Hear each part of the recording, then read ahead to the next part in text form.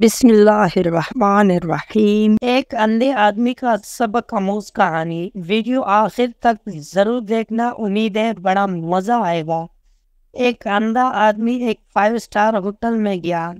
Hotel manager نے اس سے پوچھا، یہ ہمارا مینیو ہے، آپ کیا لیں گے سر؟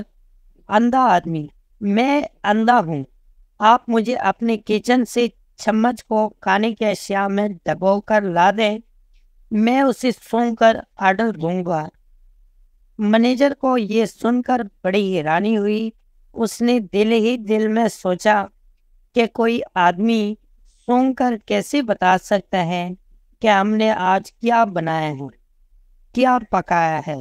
مینیجر نے جتنی بار بھی اپنے الگ الگ کھانے کی اشیاء میں چمچ ڈبو کر اندھے کو سنگایا، اندھے نے صحیح بتایا کہ وہ کیا ہے، اور اندھے نے سن کر ہی کھانے کا آرڈر کیا۔ ہفتہ بھر یہی چلتا رہا۔ اندھا سن کر آرڈر دیتا اور کھانا کھا کر چلا جاتا۔ ایک دن مینیجر نے اندھے آدمی کا امتحان لینے کا سوچا کہ ایک اندھا آدمی سن کر کس طرح بتا سکتا ہے۔